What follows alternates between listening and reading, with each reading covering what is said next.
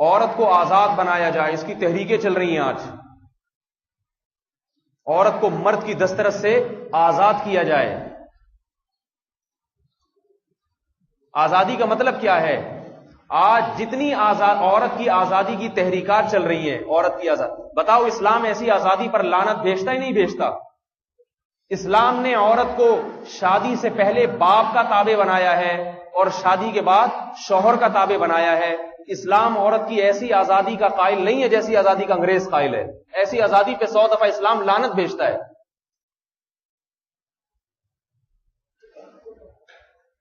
اسلام عورت کی جس آزادی کا قائل ہے وہ آزادی کیا ہے؟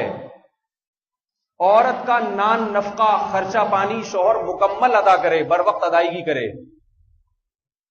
سمجھ میں آ رہی ہے بات؟ اس پہ تحریک چلنی چاہیے کہ جو مرد اپنی بیویوں کے حقوق ادا نہیں کر رہے، خرچہ پانی نہیں دے رہے، ان کے خلاف عدالت قانون بنائے، سزائیں بنائے. بتاؤ ایسی کوئی تحریک ہے دنیا میں؟ کوئی بھی نہیں ہے.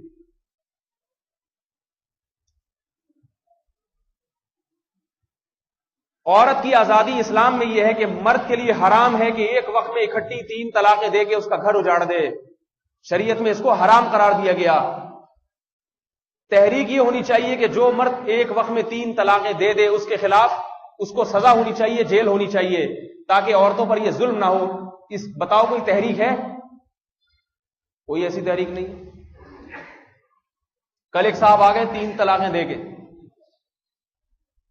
پریشان کیا کروں؟ ہم نے کہا دے دی، 3 فائر تھے چلا دیے، تو اب کیا کریں؟ ہم سے کیا پوچھ رہے ہو؟ حضرت عمر کا دور حکومت ہوتا، حضرت عمر کے پاس جب کوئی 3 طلاقیں دے کے آتا تو یاد رکھو، صحیح حدیث ہے، حضرت عمر ڈنڈے سے مار مار کے اس کا سر گنجا پہلے کرتے تھے، مسئلہ بعد میں بتاتے کہ ہو گئی ہے طلاق. آج کوئی سزا نہیں ہے اس کے اوپر، کوئی سزا نہیں. جب چاہو جتنی چاہو پھینک دو. مفتیوں کا جا کے پھر دماغ گنجا کرو جا کے کیوں ہو گئی. پھر بعض یہ بھی آ کے کہتے ہیں کہ مجھے تھوڑی پتا تھا اس طرح سے ہو جائے گی. تجھے پتا نہیں تھا تو نے شادی کیوں کی بھائی؟ جس چیز کو کرتا ہے انسان تو پہلے اس کے حکام معلوم کرتا ہے یا بعد میں؟ بتاؤ میرے بھائی.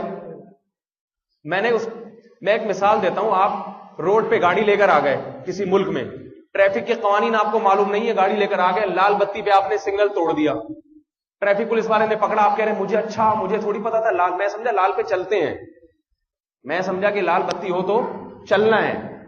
چھوڑ دے گا پولیس والا آپ کو؟ ہمارے ہاں تو چھوڑ دے گا، باہر نہیں چھوڑے گا. دنیا میں کوئی قانون میں جہالت کو عذر نہیں سمجھا جاتا کہ مجھے پتہ ہی نہیں تھا.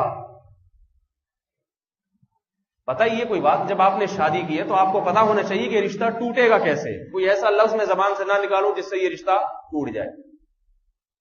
عورت کی آزادی جو اسلام نے دی ہے، مرد کے طلاق کے حق پر کچھ قانون بنائے ہیں. زمانے جاہلیت میں ایسا ہوتا تھا جب چاہو جتنی چاہو طلاق کو دے دو، جب چاہو رجوع کر لو.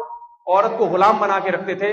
اسلام نے مرد کے حقوق کو کم کیا اور حکم دیا کہ 1 دفعہ دے سکتے ہو، اس کے بعد دوسری دفعہ دے سکتے ہو، تیسری دفعہ دی، اب طلاق کو کھیل تماشا بنانے کی اجازت نہیں، اب یہ تمہارے ہاتھ سے نکل گئی.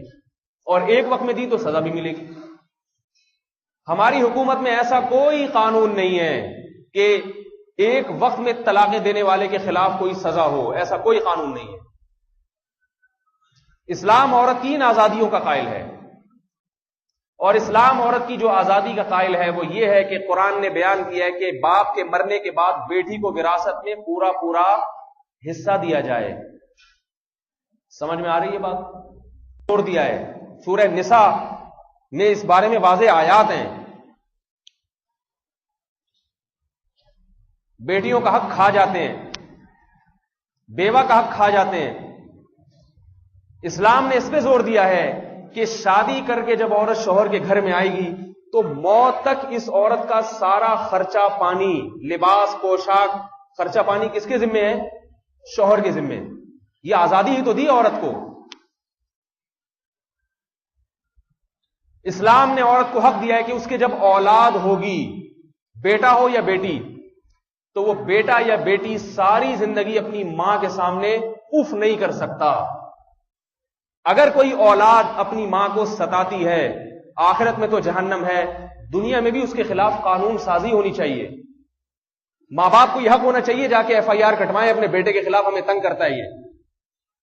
آج بیٹے تو FIR کٹواتے ہیں، یورپ میں دیکھیں ماؤں کی FIR آپ تک ہم نے نہیں سنی کہ ماں نے اپنے بچے کے خلاف FIR کٹوا دی، مجھ سے تمیز سے بات نہیں کرتا ہی، کہتا نہیں کرتا تو اس کا بنیادی حق ہے، وہ جس طرح سے چاہے بات کرے، یہ آزادی دی ہوئی ہے۔ اسلام نے عورت کو یہ آزادی دی کہ ماں کا حق باپ پر 3 گنا زیادہ رکھا ہے۔ حملتہ امہ کرہن ووضعتہ کرہن، اس لیے کہ ماں نے 3 تکلیفیں ایسی اٹھائی ہیں جو باپ نے نہیں اٹھائیں۔ حملتہ امہ کرہن، قرآن کہتا ہے اس کی ماں نے 9 مہینے اپنے پیٹ میں اٹھایا، یہ تکلیف۔ ووضعتہ کرہن، جننے کی تکلیف، بچہ جننے کی تکلیف جو آج کل ڈاکٹروں نے آپریشن کے ذریعے ختم کر دی ہے، اسی زمانے میں ہوا کرتی تھی، بچہ جننے کی تکلیف۔ اور وحملہ وفصالہ فی عامین، 2 سال 2.5 سال تک اپنی گود میں اٹھائے رکھنا، ہر وقت اس کی نگہداشت کرنا، یہ 3 تکلیفیں ماں نے اٹھائیں۔ اس لیے اللہ کے نبی نے فرمایا کہ تمہارے حسن اخلاق کا سب سے زیادہ مستحق تمہاری ماں ہے۔ صحابی نے پوچھا اس کے بعد؟ فرمایا پھر دوسرے نمبر پہ بھی تمہاری ماں۔ فرمایا اللہ کے رسول ماں کے بعد تیسرے نمبر پہ؟ فرمایا ماں کے بعد تیسرے نمبر پر بھی ماں ہی ہے۔ جب بیٹی اپنی ماں کی اجازت کے بغیر گلے میں پرس لٹکا کے بھاگے گی اور ماں اسے روکے گی، آپ دنیا جس آزادی کی قائل ہے نا، وہ یہ کہ بیٹی کو ماں سے پوچھنے کی ضرورت نہیں میں کہاں جا رہی ہوں۔ جس ماں نے 3 تکلیفوں سے بیٹی کو جنا ہو اور زندگی بھر اسے روٹیاں پکا پکا کے کھلاتی رہی ہو، اسلام کہتا ہے وہ ماں اگر اپنی بیٹی کو پکارے اور بیٹی نماز پڑھ رہی ہو، نفل نماز، تو بیٹی کو چاہیے کہ نماز توڑ کے اپنی ماں کی پکار کا جواب دے۔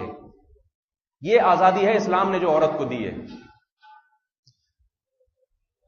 یہ آزادی آج پسند نہیں ہے۔ میں جا رہی ہوں، کہاں جا رہی ہیں میری مرضی، میں آزاد ہوں، میں حقوق نسواں کی قائل ہوں، مجھے آزادی دی گئی ہے، مجھ سے کوئی پوچھ نہیں، جب میں 18 سال کی ہو گئی مجھ سے کوئی نہیں پوچھ سکتا کہاں جا رہی ہے، کس کے ساتھ ٹائم گزار رہی ہے، میری مرضی۔ یہ سکھایا جا رہا ہے آج کل۔ اٹھا کر پھینک دو باہر گلی میں، نئی تہذیب کے انڈے ہیں گندے۔ سمجھ میں آ رہی ہے بات؟ یہ جو نئی تہذیب کے انڈے آ رہے ہیں نا، یہ گندے انڈے ہیں، یہ پھینکنے کے قابل ہیں، گھر میں رکھ کے پکانے کے قابل نہیں ہیں۔